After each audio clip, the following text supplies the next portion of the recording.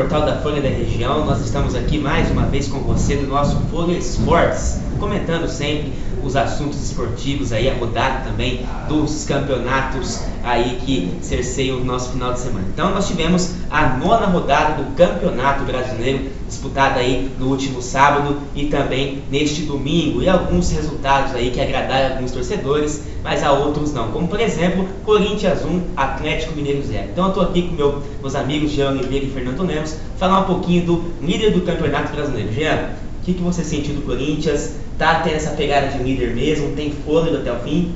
O Corinthians continua com um problema sério de criação de jogadas. Os meias, apesar de terem sido elogiados pelo técnico, continuam falhando muito. Tá? O Corinthians marcou um gol de meia, pelo Bruno, mas falhou demais.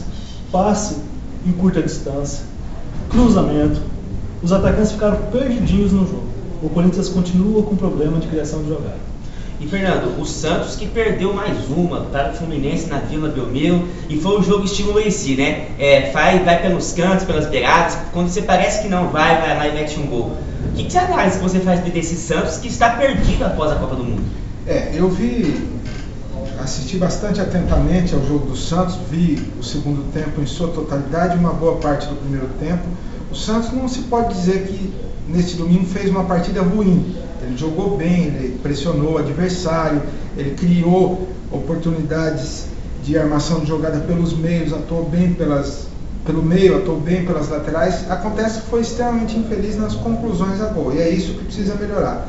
Eu sinto um pouco de dispersão nos times que acabaram de retornar do recesso da Copa e estão focados numa outra competição principal. No caso do Santos, a Copa do Brasil, e o São Paulo, a Copa Libertadores da América. Vejo, em razão disso, também muito dessas derrotas iniciais desses dois times.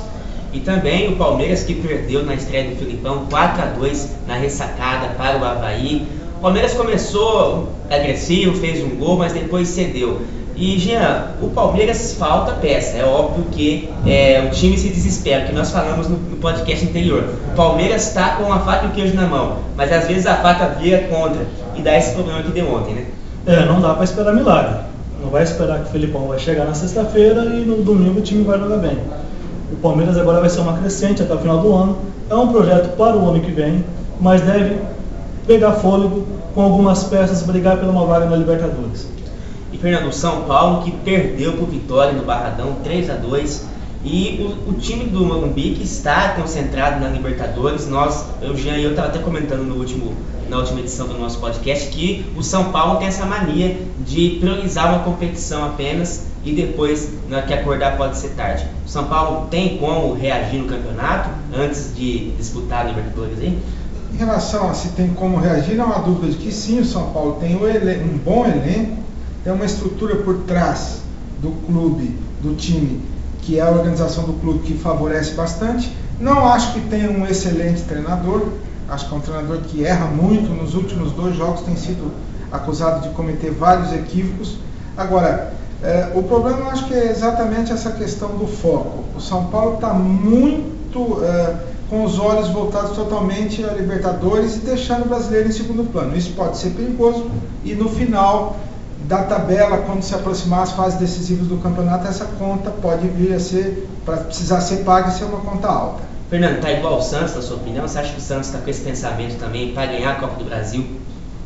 Olha, me parece que o Santos tem jogado um pouco melhor do que o São Paulo. O Santos perdeu um jogo para o Palmeiras que, segundo comentários, as circunstâncias poderiam até ter sido mais favoráveis, poderia ter empatado o jogo no final. O Palmeiras ganha do Santos assim é coisa incrível, né? Ganha do Santos e depois decai. Esse ano o Santos tem sido freguês de caderneta do Palmeiras, né?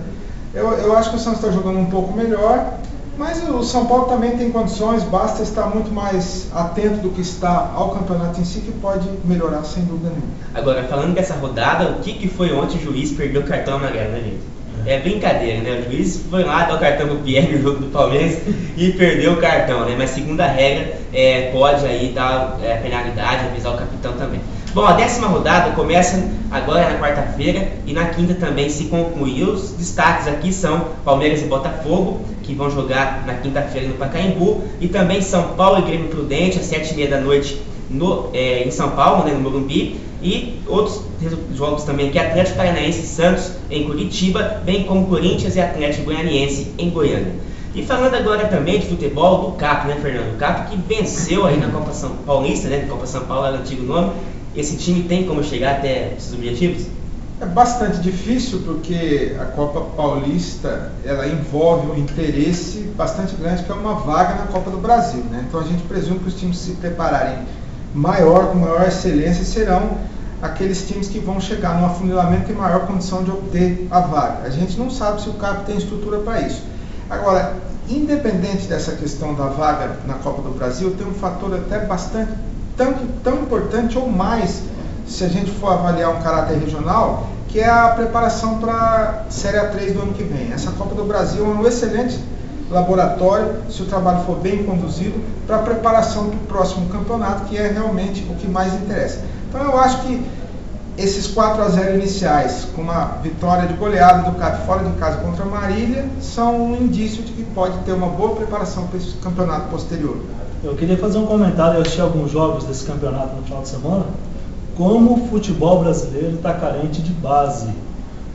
Erros de lateral, de cobrança de lateral, de passe, de desconhecimento da regra.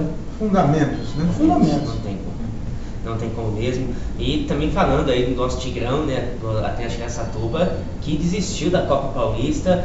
E assim, argumenta-se, né, evidentemente, da falta de estrutura também. Mas assim, a impressão que se dá é que essa Copa Paulista, por exemplo, né, ela não serve como base, como o Jean falou, para realmente os times aí ocuparem, né, isso ocupa uma lacuna de semestre, não serve como uma base de projeto às vezes. Depende, né, Cláudio? Depende do trabalho, da forma como o trabalho é conduzido. Se você faz um catadão na cidade, na região, monta um time simplesmente para participar, às vezes tem até resultados vexatórios, humilhantes, ou se você se propõe a disputar a competição com interesses menores particulares que não sejam do clube, realmente o trabalho vai por água abaixo e não vira nada. Mas se for uma coisa projetada, profissional, para testar jogador, reunir jogadores bem escolhidos para determinadas posições, você tem condição de fazer um trabalho bom, sem dúvida nenhuma. Essa renovação também é fundamental, né? A renovação que o Brasil tanto quer para a Copa 2014 começa, obviamente, nos times inferiores. Agora, falando em renovação, só para finalizar nosso podcast aqui, CBF cogita Carlos Alberto Parreira, Jean, para ser o coordenador técnico. Renovação, hein?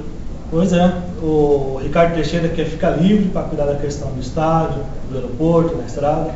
Ele quer alguém que conheça todas as bases das seleções brasileiras, para cuidar disso para ele e ele ficar na parte política. Se resume a isso. Fernando, e o Carlos Parreira lá não representa toda essa renovação necessária, né? Olha, eu acho que existe, que essa questão da escolha do Parreira, ela é sintomática. O Parreira é um homem, a gente não duvida da honestidade dele, da lisura dele como cidadão, como profissional, mas a gente sabe que ele é de esquema. Então eu imagino que não tenha tantas possibilidades de pessoas de esquema para o Ricardo Teixeira, ele acabe tendo que recorrer a esse tipo de medalhão aí para se cercar politicamente, como o Jean falou, porque ele está muito ocupado com 2014 e seleção brasileira atualmente nos próximos 2 anos pelo menos ele quer ter o menor índice de preocupação possível com a seleção. Tá joia então, Fernando, obrigado pela sua participação. Um prazer. Obrigado mais uma vez por estar conosco aí. E voltamos na próxima sexta com mais comentários sobre a rodada do Campeonato Brasileiro também, com outras situações. Lembrando que você pode participar do nosso Fone Esportes aí por meio dos comentários do nosso portal e também no YouTube. Você pode comentar lá e as perguntas serão lidas aqui. Na sua opinião será muito valorizada. Então contamos, portanto, com a sua participação aqui nessa discussão que a Folha da Região está iniciando. Um grande abraço, até mais.